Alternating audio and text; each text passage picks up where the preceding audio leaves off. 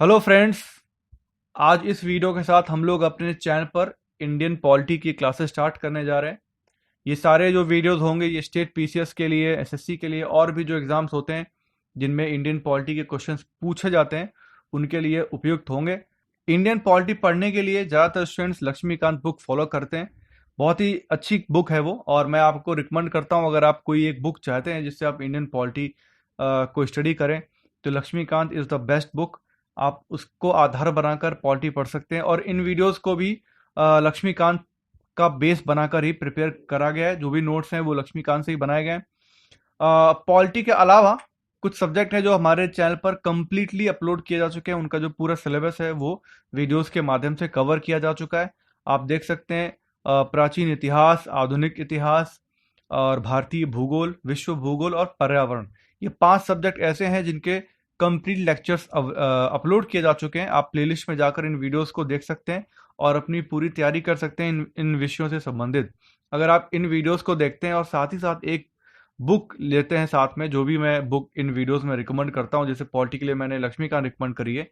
अगर आप ये मेरी पूरी सीरीज देखते हैं और लक्ष्मीकांत साथ साथ पढ़ते जाते हैं, जो चीज़ मैं आपको वीडियो में बता रहा हूँ आप उसको समझिए और साथ ही साथ उसी टॉपिक को बुक में भी एक बार पढ़ लीजिए, तो मैं निश्चित रूप से गारंटी कर देता हूँ आपको कि आपको चीज़ें बहुत स्पीडली समझ में आ जाएंगी, कॉन्सेप्ट पूरा समझ में आ जाएगा और फिर आप भूलोगे नहीं। तो बेसिक जो कॉन्सेप्ट है वो आप अच्छे से समझ पाओगे। तो स्ट्रेटजी यही होनी चाहिए, आप इस वीडियो को देखिए और फिर जो भी मैं बुक रिकमेंड करता हूँ वीडियो में, आप उस बुक को पढ़िए, सेम टॉपिक। और इसके बाद जो पुराने क्वेश्चंस हैं जैसे घटना चक्र उठा सकते हैं, या जो और भी बुक्स आती हैं दृष्टि वगैरह की जिसमें पिछले 25-30 सालों के जो क्वेश्चंस होते हैं वो पूछे जाते हैं, तो आप वहाँ से उन क्वेश्चंस को सॉल्व करिए। ये 3 चीज़ें अगर आप करते हैं तो डेफिनेटली आपका वो सब्जेक्ट बहुत ही अच्छे से तैयार हो जाएगा। ठीक, क्या करना है आपको, इन प्लेलिस्ट में जाके ये वीडियोस देखने हैं और जो बुक रिकमेंड करी गई है वो उस बुक से उस टॉपिक को फिर से पढ़ना है और क्वेश्चंस लगाना है। ये 3 चीज़ करी तो आपका वो सब्जेक्ट बहुत अच्छे से तैयार हो जाएगा। कोई भी कोचिंग वोचिंग करने की ज़रूरत नहीं है। और इसके अलावा आप हमारा टेलीग्राम ग्रुप ज्वाइन करिएगा, बिकॉज जो भी ये मैं पढ़ाऊंगा इनके जो पीडीएफ हैं वो आपको टेलीग्राम ग्रुप में अपलोड कर दिया जाएगा। इस टेलीग्राम का लिंक आपको नीचे डिस्क्रिप्शन में मिल जाएगा। साथ ही साथ डेली 20-25 प्रैक्टिस क्वेश्चंस अपलोड किए जाते हैं टेलीग्राम ग्रुप में क्विजेस के माध्यम से, जहां पर आप उनकी प्रैक्टिस भी करते चल सकते हैं। तो ये चीज़ें मैं आपको बताना चाहता था, इसलिए मैंने इतना कुछ आपको इस वीडियो के स्टार्टिंग में बताया है। तो चलिए अब अपना पहला लेक्चर स्टार्ट करते हैं, जिसमें मैं भारतीय संविधान के निर्माण के बारे में बताऊंगा कि भारतीय संविधान का निर्माण कैसे हुआ। तो ओके, तो सबसे पहले हम लोग इस वीडियो में आज हम लोग पढ़ेंगे संविधान के निर्माण के बारे में, क्या क्या स्टेप्स लिए गए थे, कौन कौन सी सभाएं हुई थी, है ना, और उसमें कैसे कितने मेंबर्स चुने गए और क्या क्या हुआ। तो वो सब हम आज इस वीडियो में समझेंगे, जानेंगे। ठीक है, तो संविधान का निर्माण के लिए जो 1935 में भारतीय राष्ट्रीय कांग्रेस ने पहली बार संविधान निर्माण हेतु संविधान सभा के गठन की मांग की थी। ओके, पॉइंट फॉर्म में ही सारी चीजें बताई हैं जिससे कि वो ज्यादा इफेक्टिव हो सके एग्जाम के लिए। ओके, 1935 में भारतीय राष्ट्रीय कांग्रेस ने पहली बार संविधान निर्माण हेतु संविधान सभा के गठन की मांग की।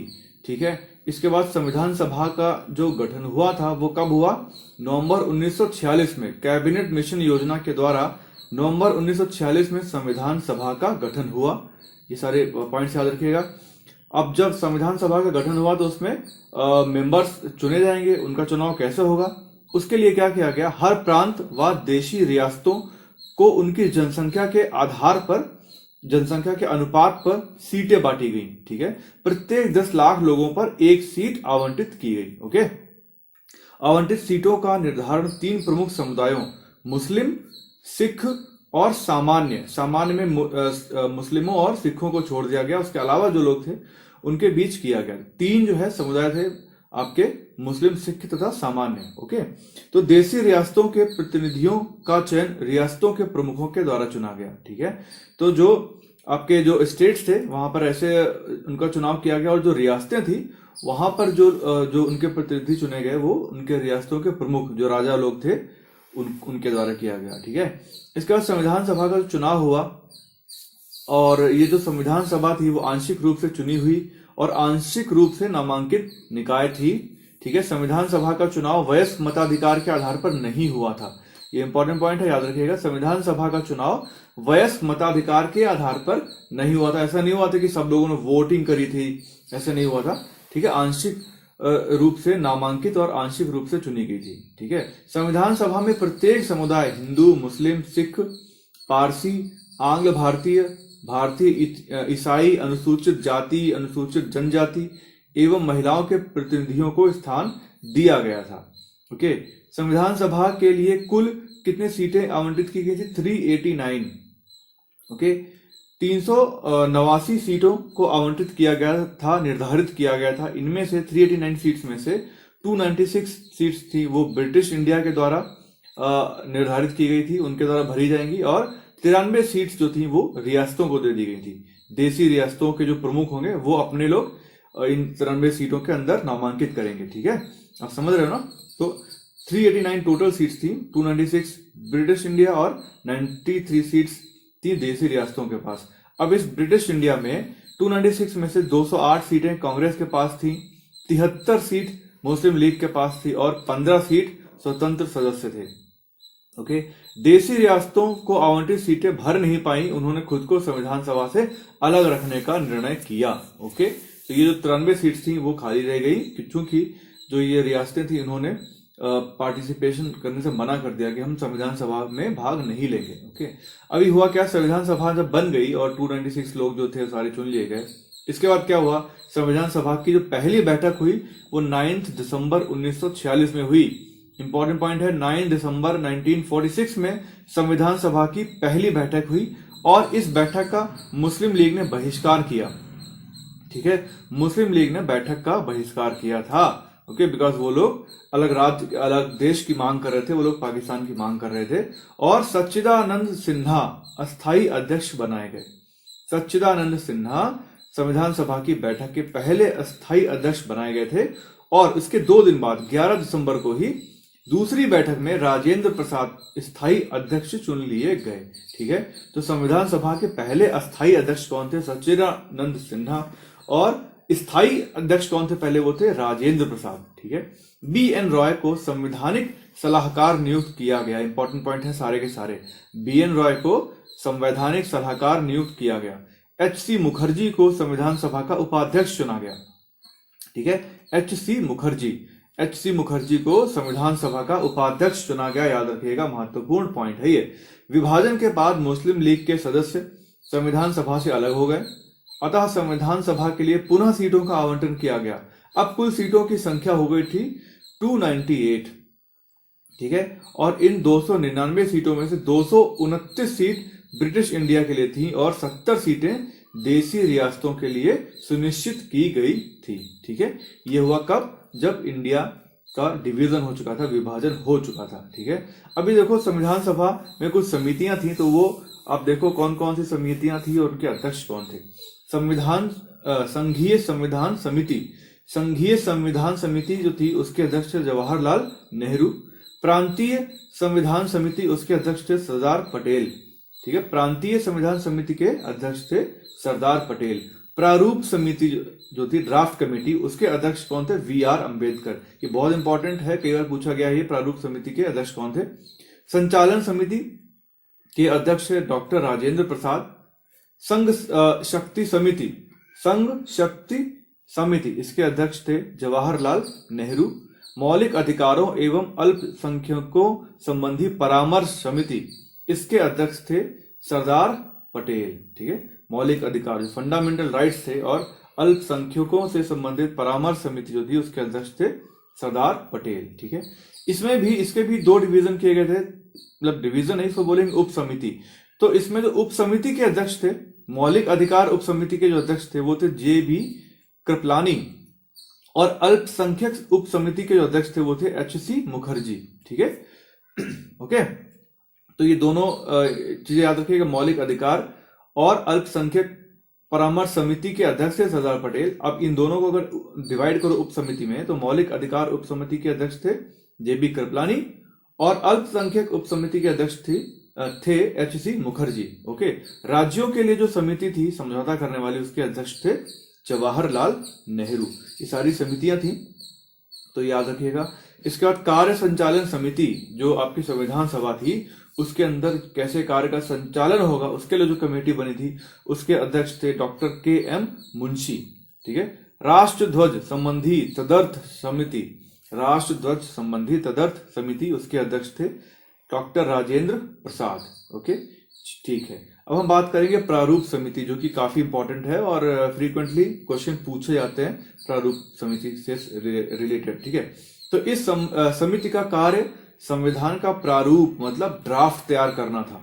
ठीक है ना, कैसा होगा हमारा संविधान, वही तो होता है प्रारूप, है ना।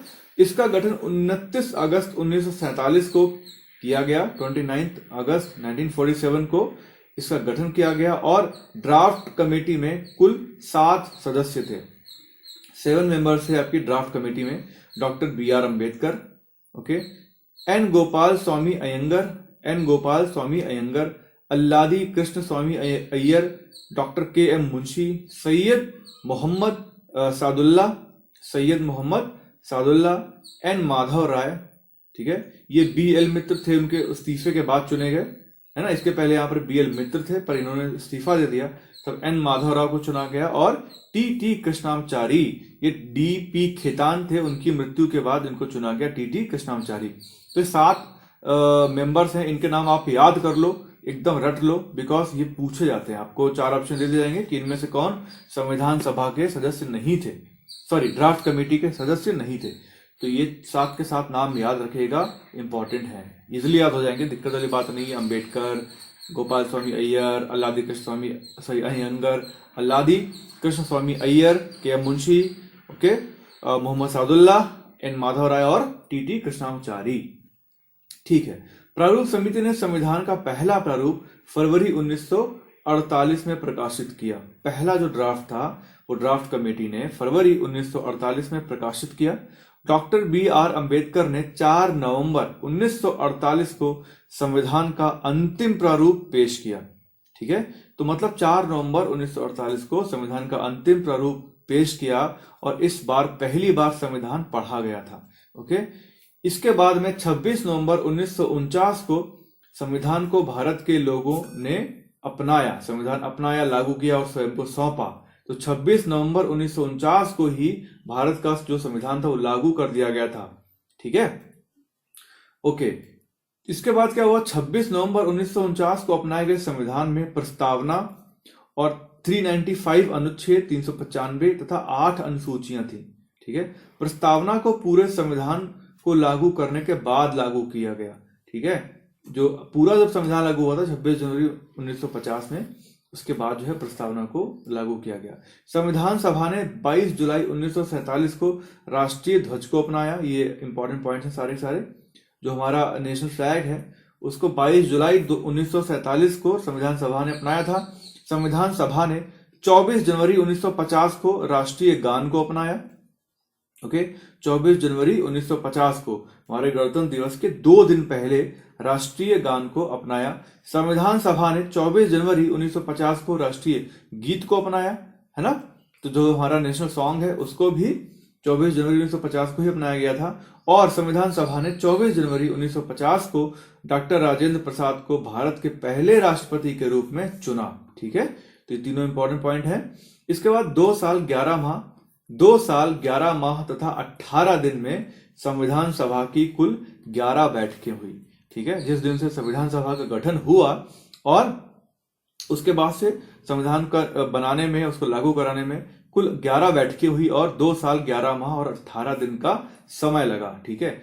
इसके बाद एक इंपॉर्टेंट नोट है, 26 नवंबर 1949 को संविधान के 5वां, 6वां, 7वां, 8वां, 9वां और 60, 324, 366, 367, 379, 380, 388, 391, 392 व 393 अनुच्छेद लागू हुए। अन्य अनुच्छेद 26 जनवरी 1950 को लागू किए गए। ठीक है। तो जो 26 नवंबर 1949 को जो हमारा संविधान लागू हुआ था उसमें कुछ जो है अनुच्छेद थे वो लागू किए गए, वो ये सारे अनुच्छेद थे जो लागू किए गए। उसके अलावा सारे के सारे जो बाकी बचे हुए आर्टिकल्स थे वो सब 26 जनवरी 1950 में लागू किए गए। ठीक है। अभी संविधान की जो विशेषताएं हैं वो देखिए, हमारे संविधान की विशेषताएं। देखो, एक तो सबसे लंबा है और लिखित संविधान है, सबसे लंबा एवं लिखित संविधान है। मूल रूप से संविधान में एक प्रस्तावना, 395 अनुच्छेद, 22 भाग तथा 8 अनुसूचियां थीं। ये कब, जब जो है हमारा संविधान 26 जनवरी 1950 को लागू किया गया था, इसको बोलते हैं मूल रूप में। उस समय कितने इसमें अनुच्छेद थे, कितने आर्टिकल थे, 395, और उसके पार्ट कितने थे संविधान के, 22 भाग थे और 8 अनुसूचियां थी। ठीक है, अब जो हमारा संविधान था ये बहुत बड़ा था, है ना, सबसे लंबा है, सबसे विस्तृत है। तो इस संविधान को इतना विस्तृत बनाने के कारण क्या थे? सबसे पहले आप देखो भौगोलिक कारण। भारत का विस्तार काफी अधिक है और उसमें विविधता बहुत ज्यादा, डाइवर्सिटी बहुत ज्यादा है। तो जब आप सब चीजों को कवर करोगे तो ऑब्वियसली वो चीज बड़ी हो जाएगी। ऐतिहासिक कारण रहे हैं इसके लिए। ऐतिहासिक कारण कैसे थे? भारतीय संविधान पर भारत शासन अधिनियम 1935 का बहुत अधिक प्रभाव है और यह अधिनियम बहुत अधिक विस्तृत था। ठीक है, तो जो 1935 का जो भारत शासन अधिनियम था उससे काफी सारी चीजें हमारे संविधान में ली गई हैं डायरेक्टली। तो इसलिए चूंकि वो काफी बड़ा था तो ये संविधान भी काफी बड़ा हो गया। इसका एकल संविधान है ये। जम्मू कश्मीर को आप छोड़ दो, ठीक है, जम्मू कश्मीर को छोड़कर केंद्र और राज्यों के लिए एक ही संविधान है। ठीक है, सिर्फ जम्मू कश्मीर एक ऐसा स्टेट है जहां पर उनका खुद का अपना भी एक संविधान है। ओके, इसके बाद संविधान सभा में कानून विशेषज्ञों का प्रभुत्व, ये भी एक बहुत बड़ा रीजन था जिसकी वजह से हमारा संविधान काफी बड़ा हुआ, क्योंकि ज्यादातर जितने भी उसके मेंबर्स थे वो ज्यादातर वकील या उस टाइप के लोग थे। तो इन्होंने चीजों को बहुत ज्यादा डिटेल में स्टडी किया और मतलब सबने अपनी अपनी पूरी वकालत दिखा दी जितना विज्ञान था उनको, और संविधान काफी बड़ा हो गया, है ना, ये चीजें थी। इसके बाद सेकेंड इंपॉर्टेंट पॉइंट है विभिन्न स्रोतों से विहित। हमारा जो संविधान है, जो भारत का संविधान है, उसने अपने अधिकतर उपबंध जो है विश्व के कई देशों के संविधानों से लिए हैं। साथ ही साथ भारत शासन अधिनियम 1935 से तो लिया ही गया है। अब देखो ना, बहुत सारी चीजें हैं जो हमारे फंडामेंटल राइट्स हैं ना, फंडामेंटल ड्यूटीज हैं, डायरेक्टिव प्रिंसिपल्स हैं, ये सारा कुछ कहीं ना कहीं से लिया हुआ है। कैसे राष्ट्रपति काम करेगा, कैसे हमारा सदन काम करेगा, सब कुछ दुनिया के जो दूसरे देश हैं उनके संविधानों से लिया गया है। तो बहुत सारे स्रोत रहे हैं हमारे संविधान के निर्माण के अंतर्गत। इसके नम्यता एवं अनम्यता का समन्वय है। मतलब नम्यता मीन्स ये थोड़ा फ्लेक्सिबल भी है और अनम्यता मतलब रिजिड, है ना। मतलब ये हमारा जो संविधान है वो फ्लेक्सिबल भी इसको कहा जाएगा कि फ्लेक्सिबल है, और रिजिड भी है। अब रिजिड और फ्लेक्सिबल का कैसे मतलब क्या हुआ? लचीला, नम्य मतलब लचीला या फ्लेक्सिबल। उसमें क्या होता है कि जो है फ्लेक्सिबिलिटी आप कैसे बोलोगे? आप कोई संविधान में कोई चीज लिखी गई है, अगर आप उसको चेंज कर पा रहे हो, उसको बदल पा रहे हो, तो इसका मतलब क्या है कि वो फ्लेक्सिबल है, वो नम्य है, वो लचीला है। और अगर कोई ऐसा उसमें एक नियम कानून लिखा गया है, कोई आर्टिकल है आप जिसमें चेंज नहीं कर सकते, अगर आप उसको बदल नहीं सकते, कोई ऐसा देश का संविधान है कि वो उसमें उसको बना दिया गया, उसको ये कहा गया कि इसको कभी बदला नहीं जाएगा, जो चीज में लिखी है आपको वैसे ही फॉलो करनी है, आज भी वैसे ही फॉलो करनी है, 50 साल बाद भी वैसे ही फॉलो करनी है, 100 साल बाद भी आपको इस चीज को ऐसे ही फॉलो करना है, नो चेंज। इस टाइप के जो संविधान होंगे वो होंगे कठोर, है ना, रिजिड, अनम्य।